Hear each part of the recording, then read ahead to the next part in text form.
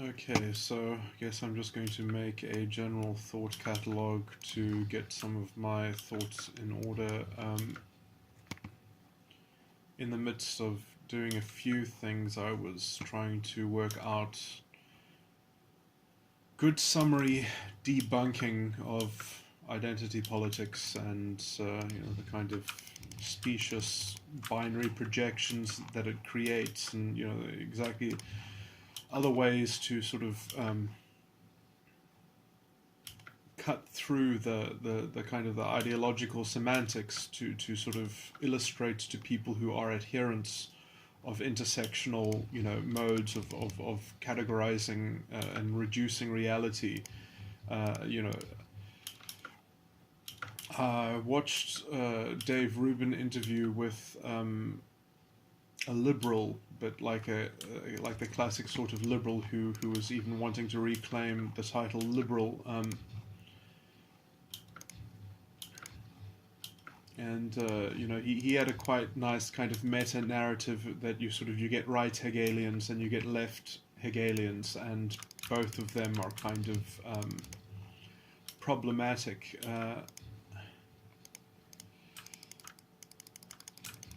And they're somewhat, caught in this reactive feedback cycle with each other, and they're both wrong. And I wonder if there's something to that, because well, there definitely is something to that, and that definitely is something. But as a classical Marxist myself, as a libertarian Marxist, and I feel quite comfortable claiming to be a libertarian or a liberal and a Marxist. Because my prescription doesn't involve the state, and it doesn't even have any guarantee, and which is why it should be kind of done on the private scale, and never seek to even displace a functioning liberal state, and why we need that framework to keep things sane. So you can perhaps have some kind of sub-state arrangement, which is on the kind of macro level operates with private property, but that through the contract and voluntary association is organized, and therefore people are properly responsible for their own kind of cultural ethos, and arranging themselves as they choose, by their own by the fortune of their own liberal maneuvering and negotiation and collaboration, which I would say is the only safe way to sort of not get into this, kind of extracting your freedom and liberty from the ether, or from some kind of exteriorized locus of control and blame, and kind of structural oppression, which is is usually premised on some kind of disgusting relativism. Where do you get this objective standard to, that somehow there's this obvious higher standard which should just kind of imprint itself on every consciousness, and has the right of people claiming to be the moral voice and representative of such a kind of pervasive mind control force. Is to kind of posit already that humanity belongs to some kind of slave morality, what did Nietzsche call them? Did he call them slave morality, or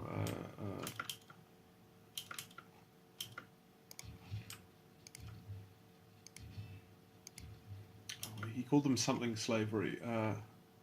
Anyway, it certainly is premised on quite a lot of bad faith, which is kind of projected onto the ignorance of other people. I think I'm trying to work out a way to kind of subtract between these two positions. There's this wonderful interview debate, which gets, which is kind of incredibly tense. It's very hard to watch the whole thing through, but it's between Sargon of Akkad and some liberal guy, and the whole thing is kind of is a lot of I think it kind of hits the nail on the head in terms of the divide, and the kind of the ideological substance, because they wade through all that kind of toxicity, and even though it's kind of, I would say, slowed down by a kind of disingenuous spirit, which the source of which is not from Sargon of Akkad, it is from the other side. And I think that the way to describe the difference between the two is that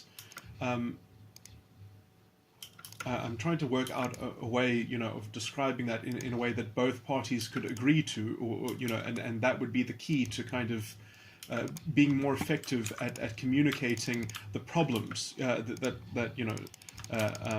of this kind of the difference in philosophy and the difference in the kind of ideological frameworks or perspectives. And this probably will fail, but I mean, I think that there's something, I might be close to something in saying that Sargon actually does understand the position on the other side. He actually does understand that, and the position on the other side, represented by this guy who is being interviewed, claims that Sargon does not understand the position. That in fact the problem is that he just doesn't get it. He's just not sophisticated enough. He isn't open enough, and he doesn't understand. So it's funny that they've got this. It's weird how they've kind of appropriated every single critique against them. They've kind of turned the language around. They're like, no, Sargon is such a special snowflake that he can't conceptualize and understand the ideology which he supposedly is critiquing. They say that they're not. You're not really even. So he tries to say define intersectionality, and he says, well, you see, you just didn't define it. This is the definition, and then Sargon's like, but that my description is sufficiently similar. It covers that. Like I just kind of. Just because I didn't use the exact wording that you used doesn't mean that I don't understand it. Doesn't mean that I didn't just provide a definition that fits into everything that you just said I didn't say. And so I think that there is a kind of something of an objective difference which could be kind of extrapolated from that in terms of and I think that you could even relate it to the functionality of sort of slave moralities and bad faith systems. In some sense, you can't disagree with them, because if you disagree with them, it means that you don't understand what you're talking about by their own contemplative, by their own conceptual framework.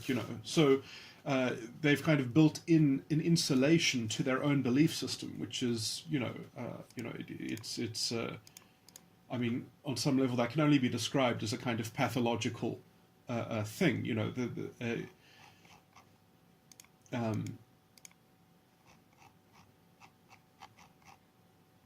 That sort of blind faith and bad faith have some kind of crossroad there, at least. Okay, so I was thinking of that. I was trying to collect some materials to share with someone to kind of that would perhaps be a good cross-section of seeing the kind of the central makeup of the kind of mistake that is being made here. I mean, part of the mistake, part of the problem with kind of trying to debunk this stuff is that it's just completely the wrong topic. It's not an argument. It's somewhat a diversion. It is incredibly a waste of time, And so even by kind of engaging in it, you almost, on some level, you're helping them prove their point, because you're not sort of saying that this is the wrong frame of this whole thing, and then they will try to beat you with their moral gavel about how it's the only frame and it's the pinnacle frame and it's the primary frame, and it's sort of so strewn in its relativism and its kind of moral hysteria that you can never get to the kind of philosophical or at least metaphysical reframing of the to kind of dissect exactly what is being pulled here. The kind of because it does have a whole. Yeah, I mean, it does come with its own ensemble of, because it really has to cocoon itself to protect this kind of ideological. It is ideologically fragile, which is why it has to kind of create so much distortion, and why it has to kind of feed into this narrative that sort of has to, in the average, always be true, and that narrative has to be the thing that needs to be solved in order to kind of make progress, to kind of make that to make sure that there's no competition to that being the story which must be vindicated and which must be kind of elevated. And it's weird how the sort of identity politics operates, because in some sense everyone gets to have their intersectional identity, but there is a kind of primacy of like what must be prioritized in order to like make progress. And so if people fall out of that hierarchy, they actually lose their identity in some sense. They lose their counterfeit ideological integrity. And so they don't get to have any seat at the table. They kind of just get relegated into sort of being white men or something like that. They just fall into that category. And so the whole sort of value structure, which is kind of a strange extraction of integrity, of a kind of, they have to completely destabilize a notion of a commonly conceived of integrity in order to sustain their counterfeit ideological integrity, which has to be the kind of the vehicle of salvation for the system. And there's a whole lot built into that, in that each categorization has to actually have a shared experience. That these things have to be kind of stable, and they have to be predictive. And so this obviously is kind of axiomatically proved, because by categorization and by statistics, they will say, well, the average outcome in this particular dimension for this particular subgroup is XYZ, and because that equals the same as the average of that same subgroup, then it's true. So in some sense it's sort of table thumping statistics. I mean, so much of the kind of the operational tenets of this are kind of so what's the word, pedestrian, and just kind of how it kind of dresses itself in any kind of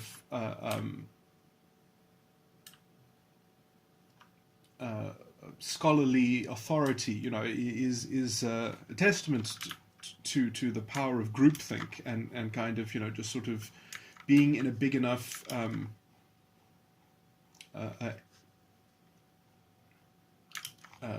echo chamber, that you can sort of drown out and laugh at anything that sort of doesn't go along with your sort of pervasive and vague formula for progress. It is very daunting and troubling. But okay, so what were the other things that I was? Yeah, it's always problematic working out exactly, because I mean, the kind of distinctions which it is obsessed with making are these very kind of they a good way of summarizing it is equality of outcome, because at the end of the day, that is their proof of oppression. That is their proof of structural injustice. Is that if there is an equality of outcome, then that already so they don't have any further interest in reasoning and proving their case. That's a kind of self-evident fact, which they can just kind of table thump until let me say something poetical about the apocalypse, or so it's just so deconstructing how this is all part of essentially a bad faith philosophical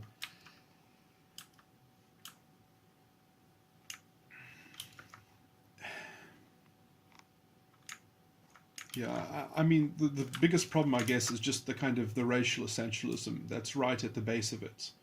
That obviously, it basically being equivalent to Nazi philosophy. I mean, there is no difference between identity politics and Nazi philosophy. It's not even slightly different. It is exactly the same. If you look at Hitler's original ideas in terms of some kind of ideal setup. He didn't want any kind of war. He just wanted ethno-states. He just wanted everyone to be kind of separate but equal, or equal in their own separate ways, and not having any cultural appropriation or any kind of mixing. And it's stark. It's disgusting how exactly philosophically equivalent it is, and how these people consider themselves anti-fascist. It's quite laughable. In fact, it's exactly the same kind of shit that Weimar Germany was going through with the Nuremberg rallies and all the leftist propaganda and rhetoric. As people largely under the banner of the left destabilized fairly liberal democracy,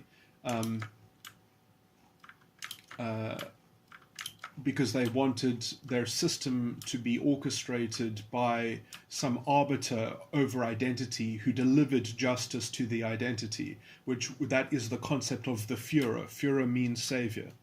And so this is why you get these kind of demagogues who are promising to kind of bend institutional power and influence towards what they call social justice, which and why they've got these gender and race studies classes, which are really identical to Aryan studies in Germany. It's laughable, the parallels. I mean, it's not a vague similarity. It is the same ideology. It is Nazi philosophy. It's just got one extra belief, which is also what the Nazis used, which is an equality of outcome. This is where the term useful idiot was used by Hitler himself. So he basically was good at infecting the population with his philosophy by basically, they wouldn't necessarily be overt Nazi supporters, but they would believe in the progressive vision, which essentially would guarantee that it would have to compromise in a fascist state emerging. Because, so let's say the equality of outcome foil of the fascist ideology is essentially that you need to have a Führer that can arbitrate between identities, and so that could guarantee a kind of liberty because of removing all the structural oppression and all the historical residue, of injustice. And so because this has to be done in terms of identity, obviously in terms of their understanding, the biggest victims were the Aryan race. So it's like they had their stuff sorted out first. But, the framework of the ideology is that essentially it would become more and more intersectional over time, and that everyone would have their own kind of fan club or ideological sect, or kind of band of brothers, within this society. But, when it actually comes down to practicality, it can never be that sophisticated. It can only pretend that it will eventually be that sophisticated because it's when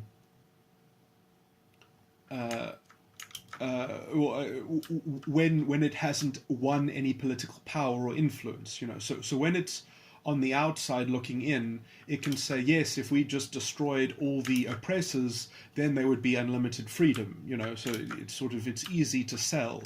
But when they're actually got the power themselves, they realize that you can't actually negotiate liberty between various different claims. You can only have one claim against oppression. So this is the fundamental problem, is that you can effectively only run the state in the image of one victim, for the benefit of one victim, one kind of victim, one class of victim.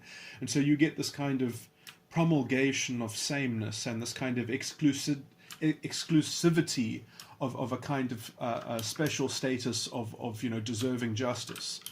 And so the more that actually has to start being delivered, because if they gain any political power, then you have to start delivering on this. And because the formula of delivering this justice is from taking it from the oppressor, so you have to kind of take revenge, and that revenge will somehow be cathartic and will be progress.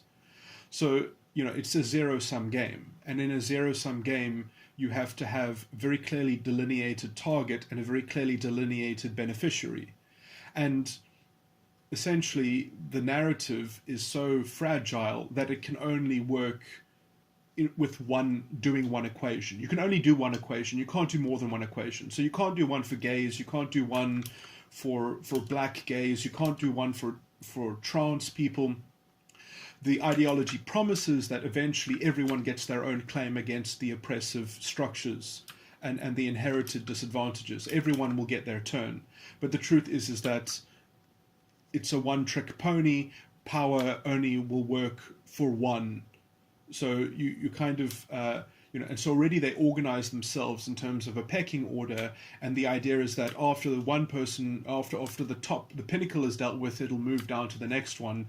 But, it's such an incompetent system, it's such an unrealistic ideological reduction of reality and issues and practicality and pragmatism that it never gets past its first beneficiary, So it's so bad at delivering justice that, in fact, as they start implementing solutions, they already have to have more complaints to excuse why their solution isn't working, and the answer is always, it's not radical enough, it's not going deeply enough, it's not willing to be violent enough, and so, and this kind of has its kind of ideological narrative end in the kind of Hitler trying to poison the leftover of Germany because he wanted to say that no, he was actually the perfect Führer and that his people failed him. And I mean, in some sense, there is some poetic justice. That plan was not even carried out by the people under him. So he was kind of betrayed at the end, you could say. But that sentiment, at least, is, I would say, a nice poetical kind of proof that the whole thing is bullshit. Just how kind of ludicrous the whole fucking thing is. But that's almost like an admission that people will never be good enough to be, that people don't deserve to be treated as a kind of royal, infantile identity that should, that should only be apologized to because it wasn't born into a utopia. That somehow, the original sin is just that the world wasn't good enough, the world wasn't just enough, and so all you had to do was kind of scream loud enough until the paternalist, authoritarian, sorted things out for you, and all the kind of metaphors of sort of, like the baby is always right, it is kind of an ideological that I think is rather a fair analogy. But anyway, Jordan Peterson makes those distinctions. Anyway, so okay, I'm just talking ad nauseum. Let me see if I had anything to say, which was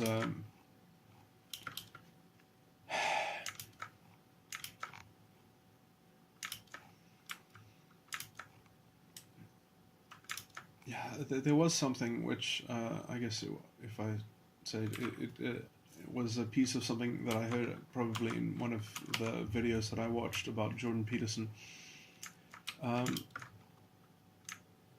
about how their proposed solution isn't even capable really of taking the problem intelligently and trying to solve it. It's like it's almost the actual thing that they say that they want is not what they want. The strange thing is that although their measure of their proof of doing what they want to do is an equality of outcome and a disparity of equality of outcome,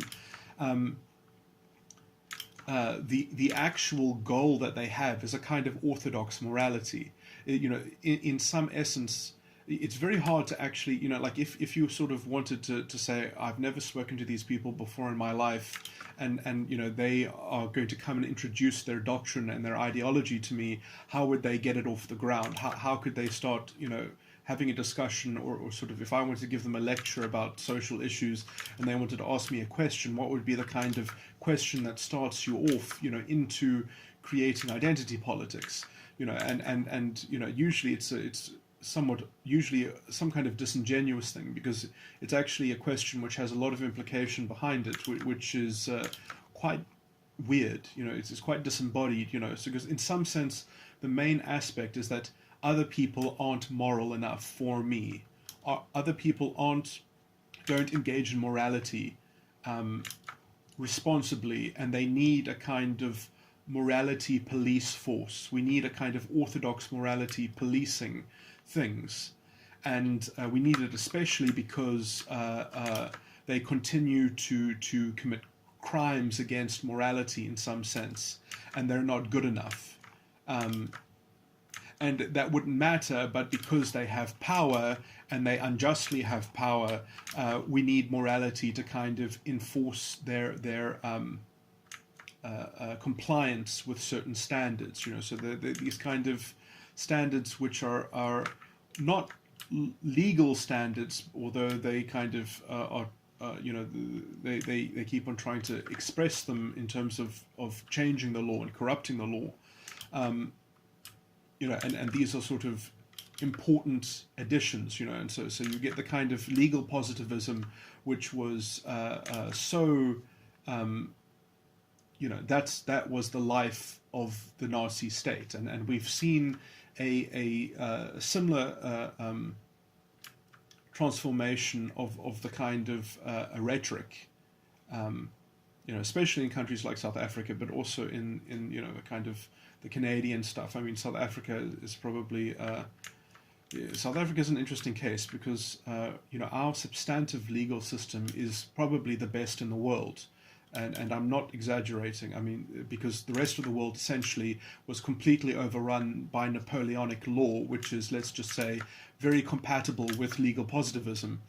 And the only kind of substantive system that could ever hold its ground and that even survived was the Roman Dutch, as it was received by the common law in South Africa. So somehow, we sort of have the only kind of beacon of light in terms of legal jurisprudence, any kind of judicial system. And in fact, I would say, in terms of the continuing ethic level of the world, there needs to be some kind of expansion and sort of rediscovery of a kind of substantive legal system that is based on principles and axioms, and that everything is derived from general principles, like the Roman Dutch substantive system. I mean, now that libertarianism is sort of showing itself in the midst of this kind of ideological schism,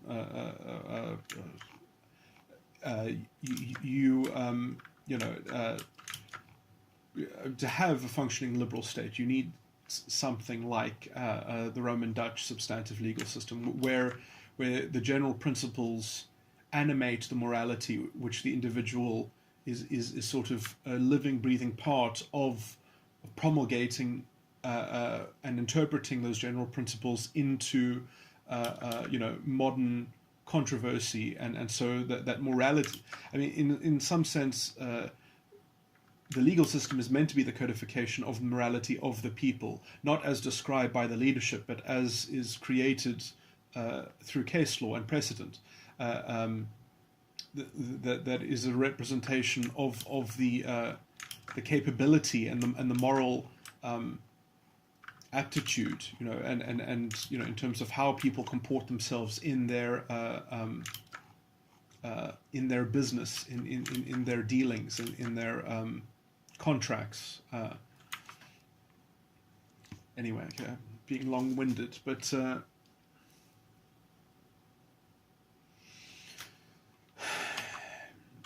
yeah, there are a lot of very sorry issues.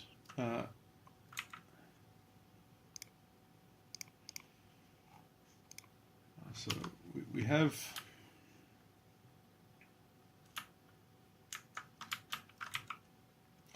oh yeah, I should probably add this. So I mean, South Africa.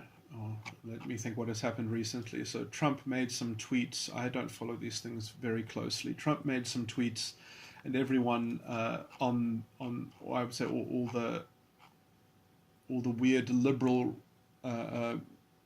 pundits and weird racialist, disgusting proto-fascist people in this country complained about it because Trump was technically saying things which were technically untrue in some sense, because he was describing things that have not technically started to happen, although they're kind of on the cards. And so he was almost preempting policy that he expects to come out. And in some sense, I mean, if that was done on purpose, I presume that actually it was done on purpose, because just the effect of it, I believe, is actually incredibly helpful. Because in some sense, the South African government cannot say, no, we're not doing those things, or without kind of saying something about how we wouldn't do those things. And so for them to like say, no, that's just not happening, is almost not good enough. Like, I mean, to sort of to force them to debunk the accusation, they would have to say something more, or they would have to give some kind of indication.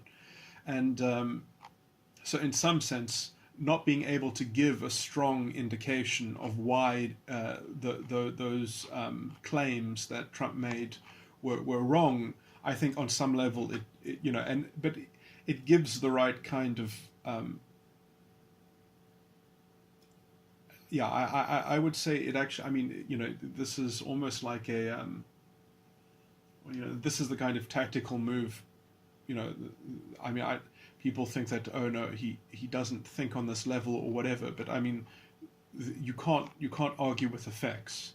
And I would say that this puts actually the most optimistic light that you can possibly have, because I mean, I'm very pessimistic about where things are going. I mean, just because of the general ideological trend of all of these things. I mean, you've got people on public radio in South Africa who are essentially, their careers are dependent on generating and sustaining a race war. The rhetoric which they manufacture, and the kind of,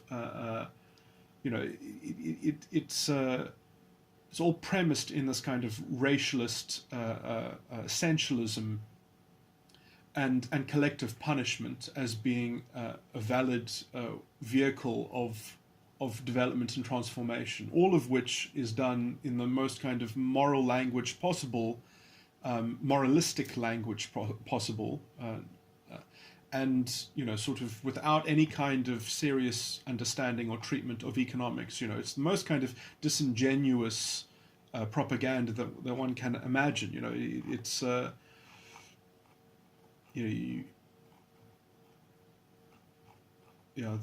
kind of the tailoring of facts and the distortion in the reports of so many things is worrying.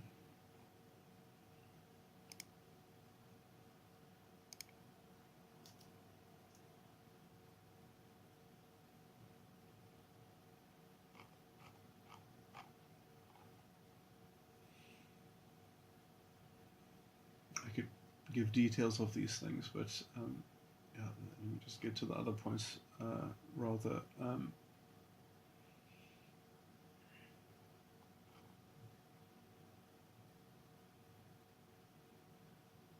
brought up Trump.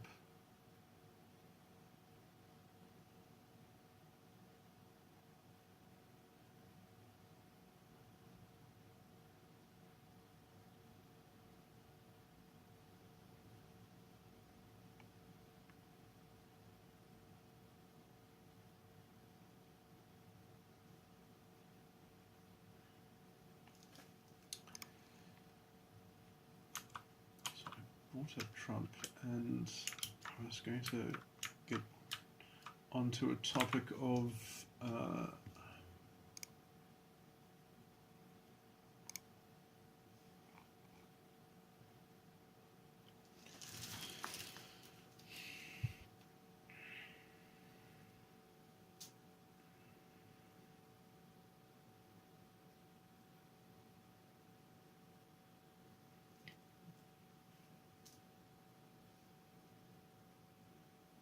the general direction.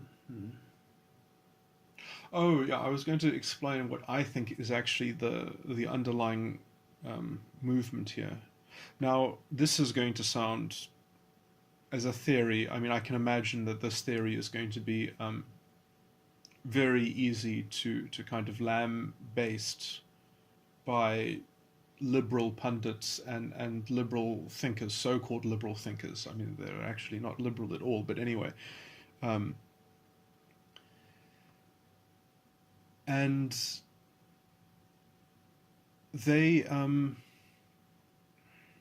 yeah, but anyway, I'll just get straight into it. So, what I think actually has happened. I mean, it's more than one thing, but I will say that what I think the main thing that has happened is that I think there is foreign money in South African politics, and I think it's actually foreign African money. I would say it's North African, probably Central African as well. That there are. Now, this is a vague accusation, I guess, so it's very easy to kind of dismiss my theory, but from certain interactions that I have had, which I'm not going to detail, so that doesn't help my case, I guess. But the model of the Rainbow Nation, and even its potential success, threatened a lot of corrupt African elites all over the continent that have effectively stabilized their power through a kind of reactionary rhetoric and a racialist or tribalist rhetoric, and you know, kind of calcified it in a kind of mythology around colonialism and such. You know, so there's a kind of there are walls of hate which are used to play a kind of toxic social politics. And a kind of, you know, and so they're barriers. And if you have any kind of model that threatens those barriers, which keep those people in kind of pigeonholed into their kind of cultural mythology on some level, which allows for a continuation of, you know, some kind of plutocratic governance, or, you know, some kind of corrupt elite, you know, of which there is almost no end in African politics. So all of these societies that are founded like this, if the model of the new South Africa, the Rainbow Nation, were to be successful, it would be an ideological threat to those systems. It'll be an ideological threat to those political establishments. And I think that it is naive to think that such powers would not do anything to intervene, especially as the young of all the elites in Africa, a lot of them are educated in South Africa. They come to South Africa. There is a huge experience of South Africa. We are potentially exporting our culture and our sentiments and our political attitudes to the rest of Africa, you know.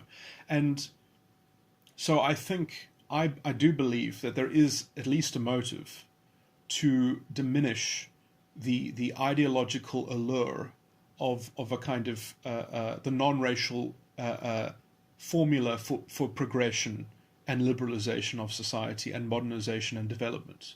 And I think that calculatedly early on, it was even and then this combined with an incredibly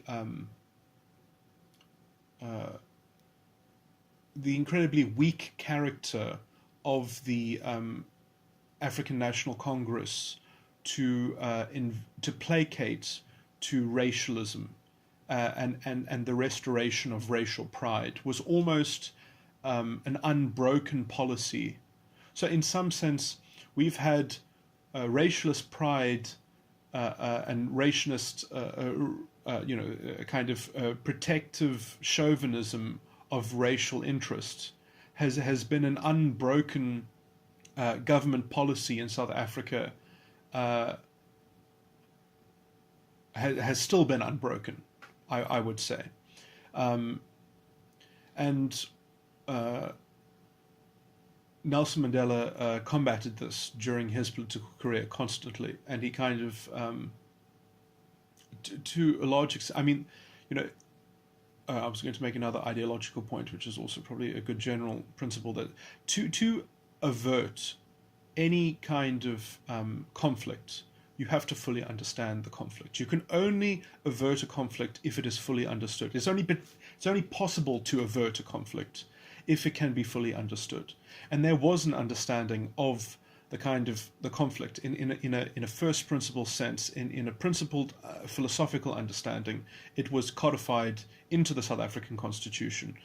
We had it all laid down, and the maggots have been eating away at it, and they essentially, I mean, if you want to, the original sin of the new South Africa was the length of the government of national unity. It was only 2 years. We only had 2 years of a government of national unity, and the ANC was not ready to take power.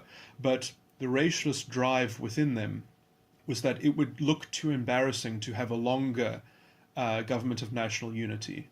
And there was even some thinking that during the government of national unity that it should be extended for the good of the country. And they chose not, at every choice of policy, at every choice of which way to turn, they have not chosen the well-being and the promotion of the development of this country. They have chosen something else. And this effectively always boils down to ideological corruption, which even when it ideologically operates as it should, it does not lead to development, it does not lead to transformation, it leaves a nasty ideological scar in some sense that has to be doubled down on in what we now know as identity politics. So, when things are done badly, when policy is carried out badly, it has to kind of be swallowed. It has to just be internalized as, well, we were put in this position by the past. And so accountability is somewhere in the future after we've extracted enough and reached an equal point, and then we'll decide to take accountability, and we'll decide to act like a real liberal democracy and have an electorate that is accountable for its government. To have the government accountable to the electorate, which in some sense we have not achieved that.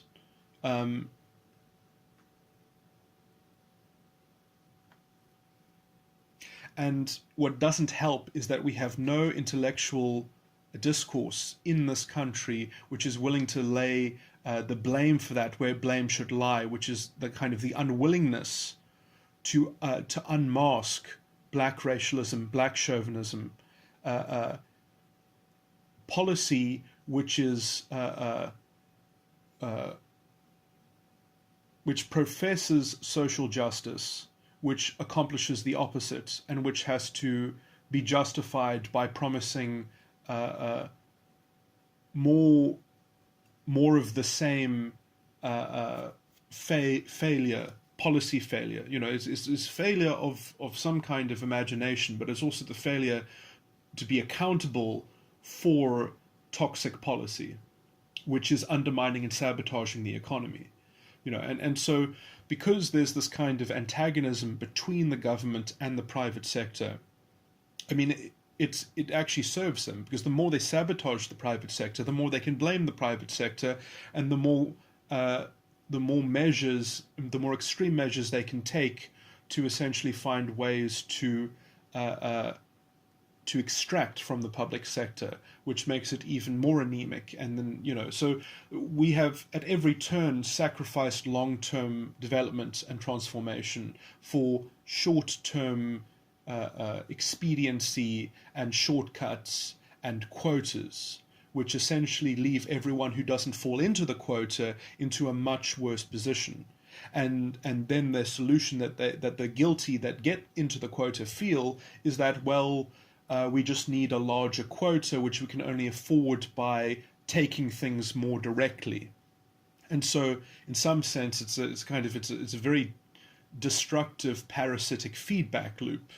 And obviously, this is problematic, because you don't have any kind of sense of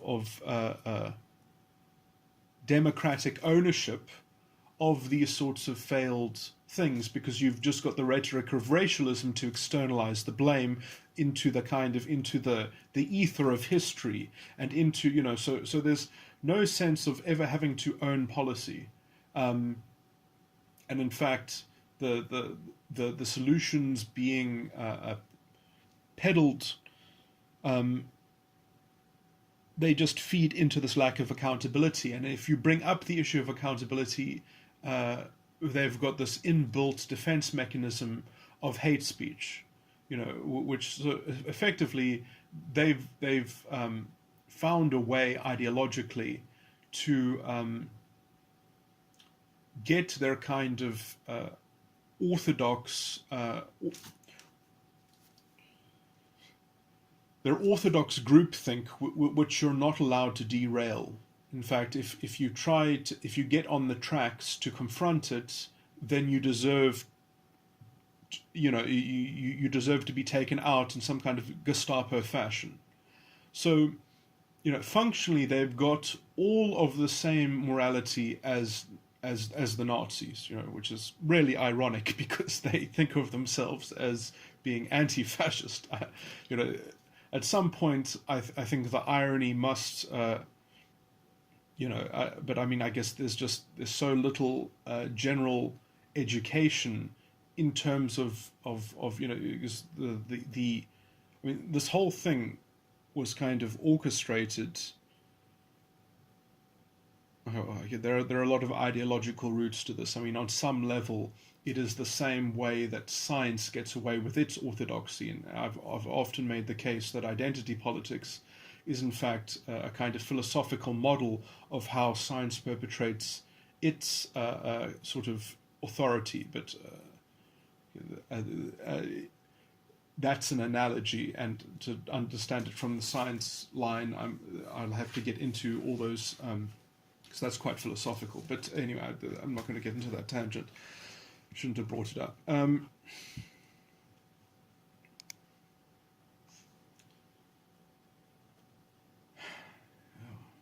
guess I'm just going to stop recording.